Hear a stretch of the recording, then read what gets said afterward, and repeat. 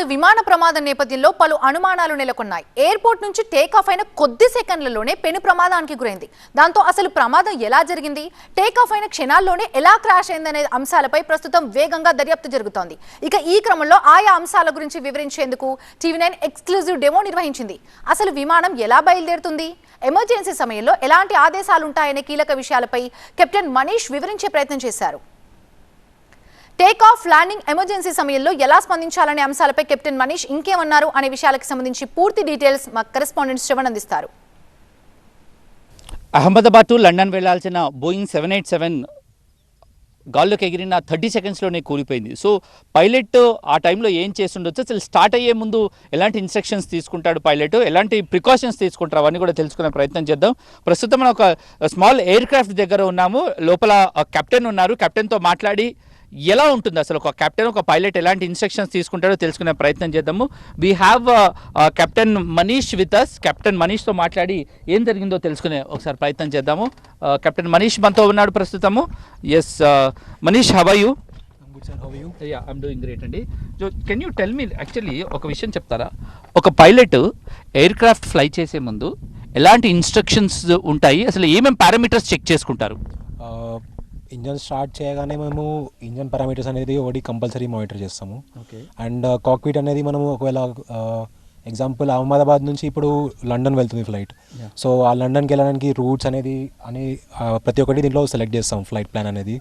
And okay, ఇప్పుడు ఈ cockpit అంటారు కదా దాన్ని, ఆ కాక్పిట్ మీరు ఏమైనా నాకు చూపించగలుగుతారా, ఎట్లా ఉంటుంది ఏంటి అనేది? ఇది వచ్చేసి దీని ప్రైమరీ ఫంక్షనల్ డిస్ప్లే అంటారు, దీని మల్టీ ఫంక్షనల్ డిస్ప్లే. అండ్ ఈ 3 ఇన్స్ట్రుమెంట్స్ వచ్చేసి స్టాండ్ బై ఇన్స్ట్రుమెంట్స్ అంటారు. ఇది air speed indicator, artificial Horizon and altimeter. దీని ఫంక్షన్ వచ్చేసి స్పీడ్స్ చూపిస్తుంది, మనం ఏ స్పీడ్లో ఫ్లై చేస్తున్నామని. ఇది వచ్చేసి మన హారిజాన్, మన ఎర్త్ స్కై ఒక దగ్గర కలిసినట్టు చూపిస్తుంది కదా. సో సేమ్ ఇండికేషన్, మనం క్లైంబ్ అవుతున్నామా, డిసెండ్ అవుతున్నామా, లేదా లెఫ్ట్ మరలుతున్నామా, రైట్ మరలుతున్నామా అనే ఇండికేషన్స్ అనేది దీని నుంచి మనకు తెలుస్తుంది. ఇప్పుడు ఆన్ ఎయిర్లో ఎగరాలి అన్నప్పుడు ఏంటి, ఏమైనా ఫీచర్ ఉంటుందా ఇక్కడ, బటన్ ఉంటుందా, లేకుండా దాన్ని ఏమంటే జాయిస్టిక్ అనాలి, దీని యోక్ అంటారు. యోక్ ఎలా అంటే ఆన్ ఎయిర్ వెళ్ళినప్పుడు గాల్లో ఎగిరేటప్పుడు ఏం ఫంక్షన్ తీసుకోవాలి, కిందికి వచ్చేటప్పుడు ఏం ఫంక్షన్ తీసుకోవాలి? Can you show that? I can show you. The primary controls అనేది దీని నుంచి కంట్రోల్ చేస్తాం మేము. ఈ మూమెంట్ వచ్చేసి ఎయిల్రాన్స్ అనేది కంట్రోల్ చేస్తుంది. ఈ మూమెంట్ వచ్చేసి ఎలివేటర్, క్లైంబ్ అవ్వాలంటే ఇలా పుల్ చేస్తాము, పైకి లేస్తుంది. అవును. ఇది ఫార్వర్డ్ అంటే నోస్ అనేది కిందికి వెళ్తుంది అండ్ డిసెండ్ అవుతాం మనం. ఇది లెఫ్ట్ మళ్ళడానికి, రైట్ టర్న్ అవ్వడానికి. అండ్ మనకి ఇక్కడ కంట్రోల్స్ దగ్గర చూస్తే పెడల్స్ కూడా ఉన్నాయి 2. సో దీంట్లో కింది నుంచి పుష్ చేసామనుకో రడర్స్ అనేది మూవ్ అవుతుంది, అంటే నోస్ అనేది లెఫ్ట్ రైట్ అనేది మరుగుతుంది. పైనుంచి ప్రెస్ చేసాం అనుకో మన వీల్స్ రొటేట్ అవుతాయి కదా, ఆ బ్రేక్స్ అనేది పడుతుంది. అండ్ ఇది వచ్చేసి మన స్పీడ్స్, దీని థ్రాటిల్ అంటారు, దీన్ని మిక్చర్ అంటారు. థ్రాటిల్ అంటే ఏం చేస్తుంది? Actually throttle air fuel mixture అనేది కంట్రోల్ చేస్తాం దీని నుండి. ఇది మిక్చర్ అనేది ఫ్యూయల్ ఫ్లో అనేది మేనేజ్ చేస్తాము. ఇది కంప్లీట్లీ ఫుల్లీ ఇన్ పెట్టి దీని నుంచి కంట్రోల్ చేస్తాము. థ్రాటిల్ అనేది అంటే సేమ్ మనం వెహికల్స్లో యాక్సిలరేషన్ అనేది ఎలా యూజ్ చేస్తామో సేమ్. ఇప్పుడు పెద్ద ఎయిర్ క్రాఫ్ట్స్లో ఈ బేసిక్గా ఈ ల్యాండింగ్ గేర్స్ అంటారు కదా, టైర్లు అనాలి కామన్ మ్యాన్ లాంగ్వేజ్లో. ల్యాండింగ్ గేర్ అంటే టైర్లు అనాలి. ఈ టైర్లు ఓపెన్ అవ్వటం, క్లోజ్ అవ్వటము, దానికి సంబంధించిన ఆప్షన్స్ పెద్ద ఎయిర్ క్రాఫ్ట్స్లో ఎలా ఉంటాయి అంటే పైలట్కి కళ్ళ ముందే అంటే ఆటోమేటెడ్ ఉంటుందా, స్విచెస్ ఉంటాయా? వాటికి స్విచెస్ అనేది ఉంటుంది. So like at certain height ఎక్కడైతే రిట్రాక్షన్ చేయాలో ఆ హైట్లో రిట్రాక్ట్ చేస్తాము, ఫ్లాప్స్ కానీ ల్యాండింగ్ గేర్ కానీ. Before that it will be at the same position in the configuration.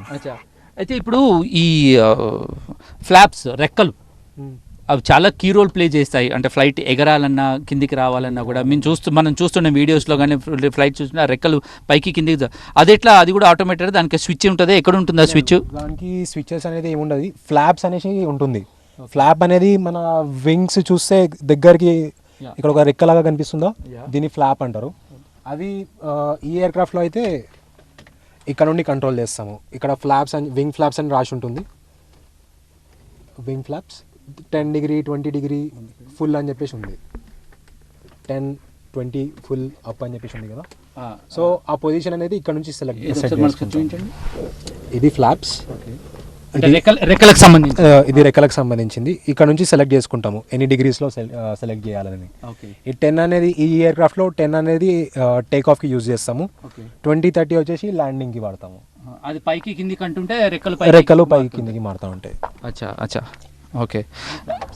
అచ్చా ఒకసారి కిందికి వస్తే ఈ దీని గురించి ఎయిర్ క్రాఫ్ట్ ఎలా ఉంటుందో అనేది కూడా తెలుసుకునే ప్రయత్నం చేద్దాం.